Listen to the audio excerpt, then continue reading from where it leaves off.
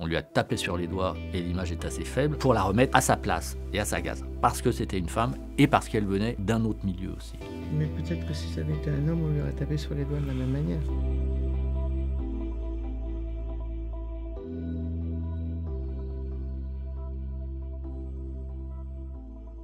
On n'a pas fait les cuisiniers en disant on va remettre du sel et du poivre. C'était dans l'histoire, quoi. C'était dans le personnage. C'était les doutes, quand même. Le fait que certaines femmes, mais peu quand même, mais beaucoup d'hommes aient douté de cette femme et remis en cause sa parole, c'est quelque chose d'assez fascinant. Le mécanisme du doute, c'est ça qui nous intéressait. C'est comment, par des gestes infimes, parce que dans le livre ou dans les faits, il y avait juste écrit des fois un médecin met dans son rapport qu'elle n'a pas la réaction d'une femme qui vient d'être agressée sexuellement. Mais ça veut dire quoi, une réaction d'une femme agressée sexuellement? Surtout l'agression qu'elle subit, la sidération, l'impression qu'ils ne savent pas ce que c'est. Je suis pas sûre que même si elle avait été, comme on dit, une bonne victime, parce que c'est ça dont on l'accuse, d'être une mauvaise victime, en gros une victime qui ne se plaint pas assez, une victime qui réagit pas assez, une victime qui... Bon, il y a quelques indices aussi qui alimentent cette thèse de la fabulation, mais au fond, je me dis, si elle avait été une bonne victime, je suis pas sûre que de toute façon, voilà, elle s'en serait mieux sortie. Mais là, ça augmente la suspicion qu'on a sur elle. Oui, parce qu'au-delà du fait que ce soit une femme, il y a une chose qui fait aussi partie du sujet du film, c'est le fait que cette femme ne vient pas de cette classe sociale-là. C'est-à-dire qu'elle a fréquenté cette classe sociale, elle était intime avec eux, proche de Hollande parce qu'elle était au PS, etc.,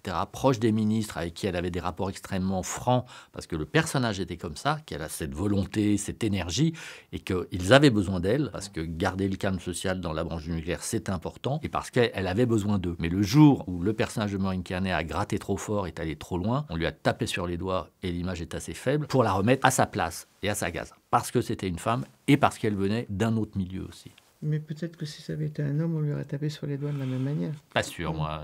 Ça aurait été autre chose. Mais il l'aurait tué, peut-être, tout simplement. Voilà, peut-être.